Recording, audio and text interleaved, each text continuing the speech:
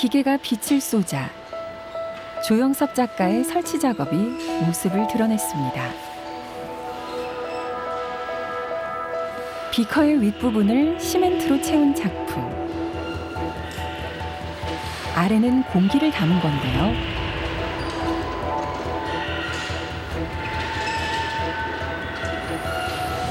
작가는 공기의 양을 다르게 해 모두가 누려야 할 자연물이 위협받고 있다고 주장합니다. 자연의 생산물이라는 것 자체를 누군가가 한 개인이 독점할 수 있는가라는 어떤 그런 의문에서 시작된 작업이고. 좁은 벽 사이에 있는 모니터. 비커의 폭발 장면이 나오는데요. 공기가 밖으로 빠져나가듯 억압받는 현실에서 해방되길 바라는 작가의 열망을 보여줍니다. 시스템에 억압이 존재하고 그 억압들을 깨트려 나가는 게 이런 작업들이 가지고 있는 가치라고 생각합니다.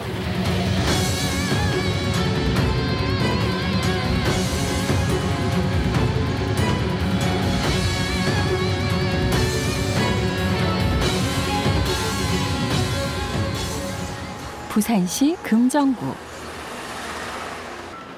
조영섭 작가가 어느 가게를 찾았습니다. 동네마다 하나쯤은 있을 법한 곳인데요. 작가가 직접 설치한 건데요. 자세히 보면 간판의 글자가 자개와 거울로 만들어졌습니다.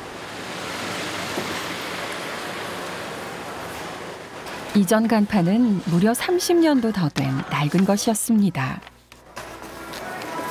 그때부터 있던 간판인데 클로즈업돼서 잘 보시면 뭐 이렇게 근대화라는 단어가 이렇게 눈에 들어오잖아요. 근대라는 것들은 되게 어떤 사람들한테 새로움을 주는 어떤 단어잖아요. 뭐 기호이기도 하고. 근데 뭐 이런 단어가 진짜 낡고 오래된 이 상점과 되게 언밸런스하게 매치되어 있는 그 상황. 80년대 낡은 간판이 탈바꿈을 하던 날, 작가는 교체 과정을 모두 카메라에 기록했습니다. 옛 것을 새롭게 바꾸는 행위 자체가 사람들에게 근대의 의미를 생각하게 만드는 일종의 공공미술이라 본 것이죠.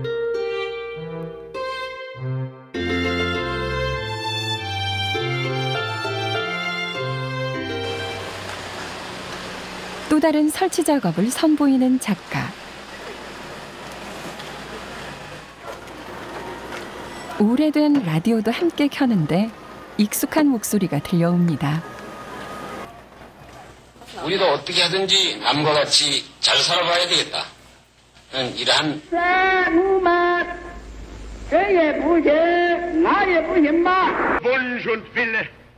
작가는 스탈린이나 히틀러 같은 정치인들의 연설이 근대 체제를 이해하는 통로라고 말합니다.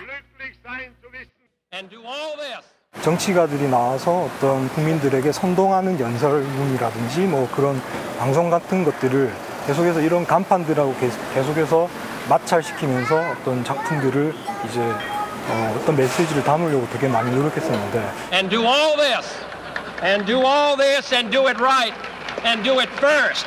L'intérieur même de l'État. 한국의 근대화를 다룬 조영섭 작가의 설치 작품. 쉴 새 없이 쌀가마니를 날랐던 자전거처럼 그 시절 국민들의 목표는 오직 나라가 잘 사는 것이었습니다. 부국강병을 꿈꾸는 국가의 욕망이 개개인의 무의식을 차지했기 때문입니다. 이런 담론들이 누구에 의해서 만들어지고 누구에 의해서 초점에 맞춰져 있는가를 계속해서 어떤 상기시키는 어떤 그런 작업이라고 볼 수 있는데, 많은 사람들한테 내재화되지 못한 그런 근대화를 어떻게 풀어나가야 될 것인가라는 게 어떻게 보면 지금 이 21세기 지금 시대를 살아가는 사람들의 몫이라고 생각합니다. 우리도 어떻게 하든지 남과 같이 잘 살아봐야 되겠다. 이러한 염원입니다. 국가로부터 침묵을 강요받는 사회. 작가는 이것이 꼭 근대의 전유물이 아닌 이 시대의 이야기일 수도 있다고 지적합니다. Importa sobremanera que todos los estamentos y sectores se percaten de que esos niveles que hemos de conseguir hay que ganárselos trabajando y produciendo más.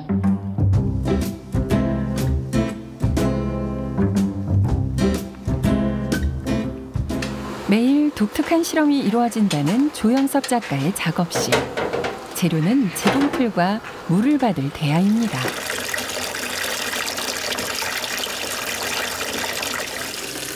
일상적인 사물을 새롭게 조합하는 것이 그만의 작업 방식인데요.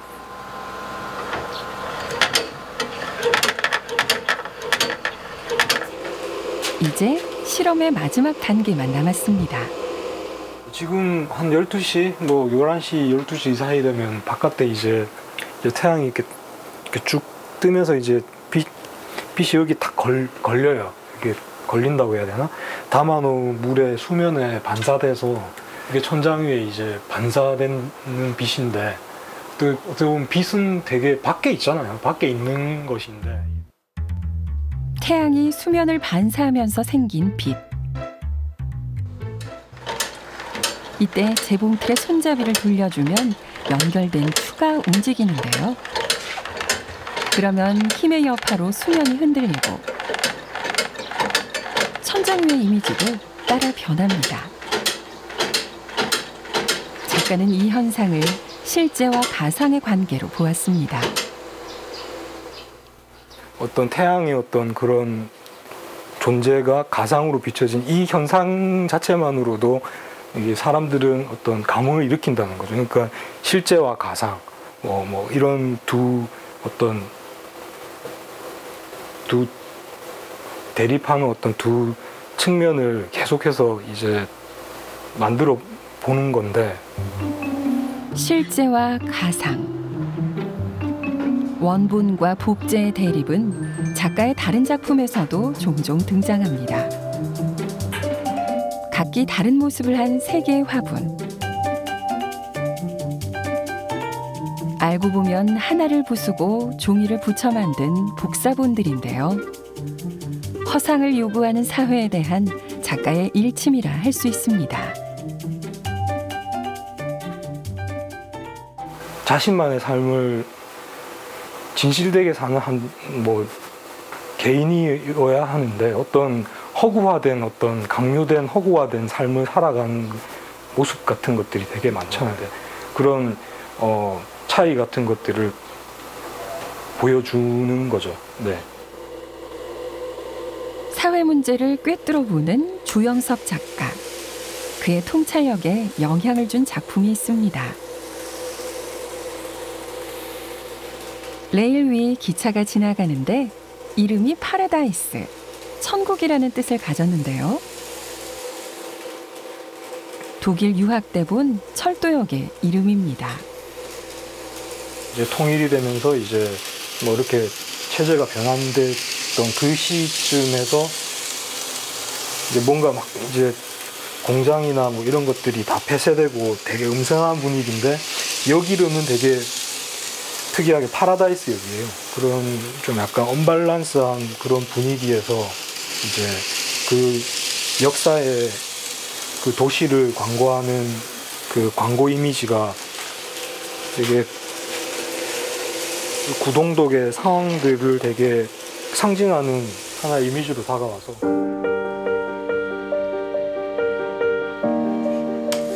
국가의 눈부신 미래를 꿈꾸었던 구동독.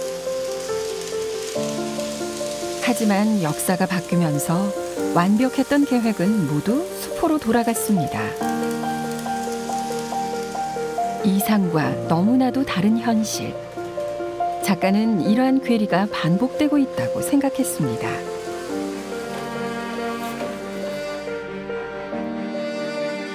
늘 부지런히 움직이는 기차. 누군가 설치해 놓은 레일 위에서 같은 자리를 돌고 또 돌 수밖에 없는데요. 우리 역시 타인이 만든 천국을 향해 무의미한 달리기를 하고 있는지도 모릅니다.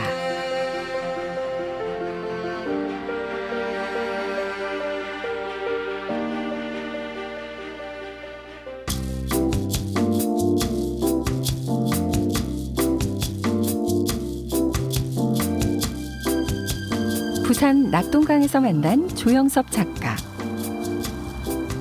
작업에 영감을 얻기 위해 이 일대를 찾았다고 합니다. 예전에는 많은 배들이 오고 다녔던 나루터가 지금은 요트 계류장으로 변했는데요. 달라진 풍경만큼이나 자연을 대하는 사람들의 방식도 점점 바뀌고 있음을 작가는 확신합니다.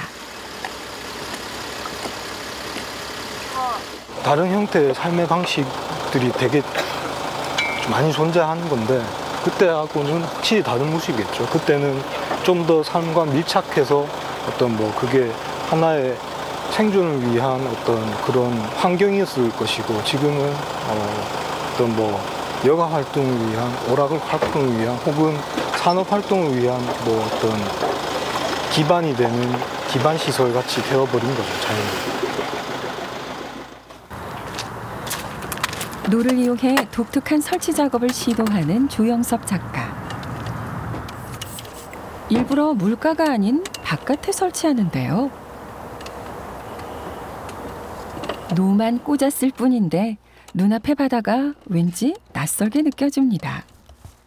좀 더 많은 뱃사공들, 어부들이 많다고 가정했을 때 뭐 그 배를 노를 편하게 저을 수 있는 장치를 생각해 봤어요. 그렇게 해서 좀 더 이 자연과 조화로운 삶이 어땠을까라는 상상을 하면서 이 작품을 이제 연결지었고요. 세월이 흐르는 동안 낙동강엔 인공시설이 하나둘 들어섰습니다. 그렇다면 과거엔 어땠을까? 작가는 자신의 상상을 작품에 담았는데요.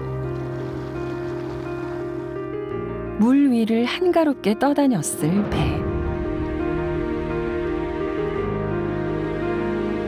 어부가 있었다면 유유히 노만 저었을 것 같은 고즈넉한 풍경입니다.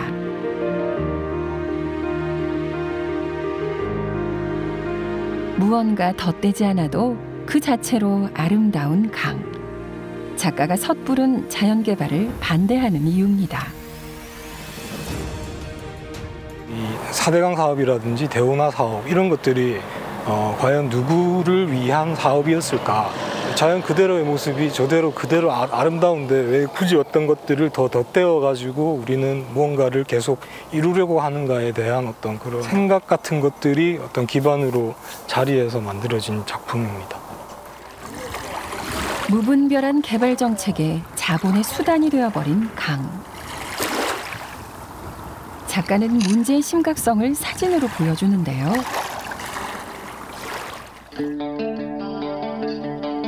언뜻 보면 평화로워 보이는 인간 중심의 자연개발.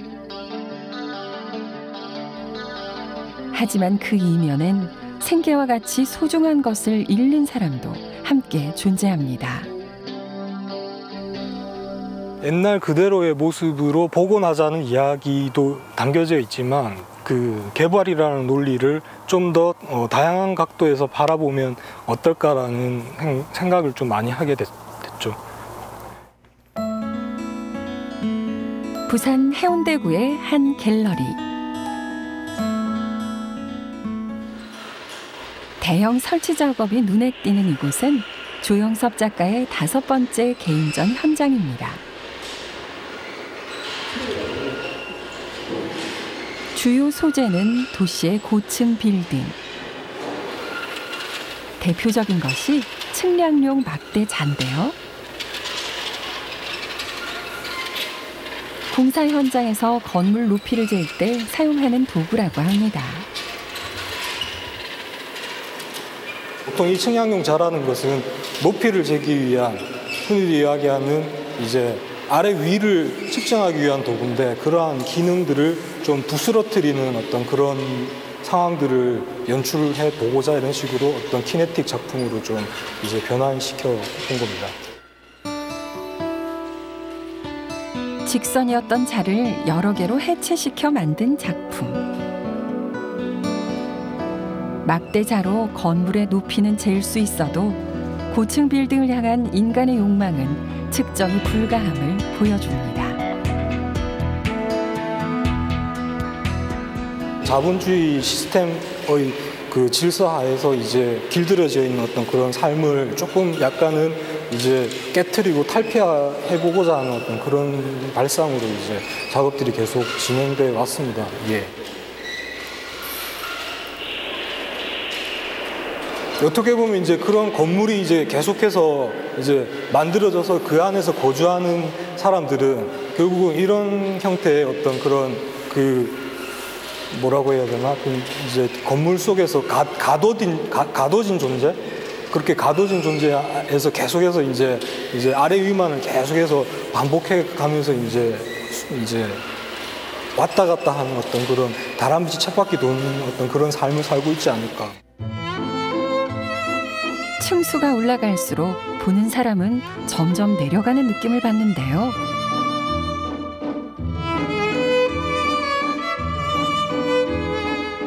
더 높은 곳을 바라보라는 시대 속에서 우리는 알게 모르게 추락하고 있는지도 모릅니다.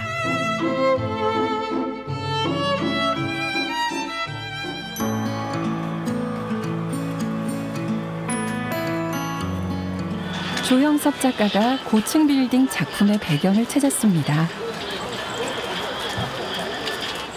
건물 층수는 100층에 가까운데요.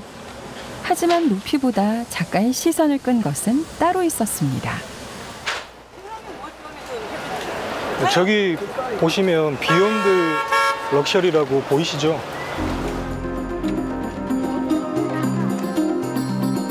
어떻게 보면 럭셔리 그 너머에 또 다른 럭셔리를 끊임없이 갈망하는 그것들을 이렇게 과대 포장하는 저 광고 펜스 같은 것들, 그것들을 아무도 가지지 못한 소수에 의해서 집중될 수밖에 없다는 걸 모든 사람들이 다 알고 있죠.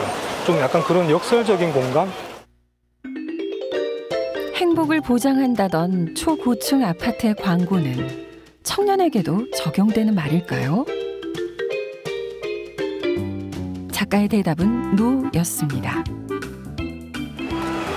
뭐 청년들에게 계속 꿈과 희망 이런 것들을 심어주잖아요. 이제 뭐 그런 것들이 이제 뭐 그게 나쁘다는 의도가 아니라 자기의 현실과 비춰봤을 때 괴리감을 느끼게 하는 어떤 그런 상황이 되어서는 안 된다. 누군가는 평생을 바쳐도 가질 수 없는 꿈의 공간.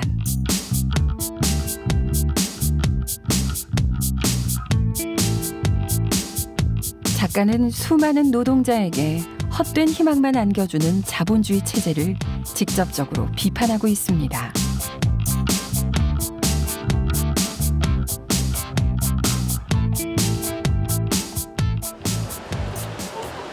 소수의 권력이 주도하는 세상에서 어떻게 살 것인가? 작가는 오늘도 자신에게 같은 질문을 던집니다.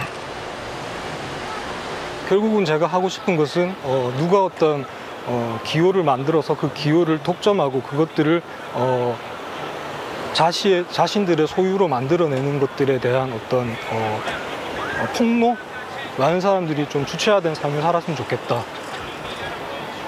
많은 권리들을 많은 사람들이 잊고 있었던 그런 일상의 권리들을 회복했으면 좋겠다. 뭐 이런 작업들을 계속 꾸준히 해나갈 것 같습니다. 세상을 독점하려는 사람들과 체제를 고발하는 조영섭 작가.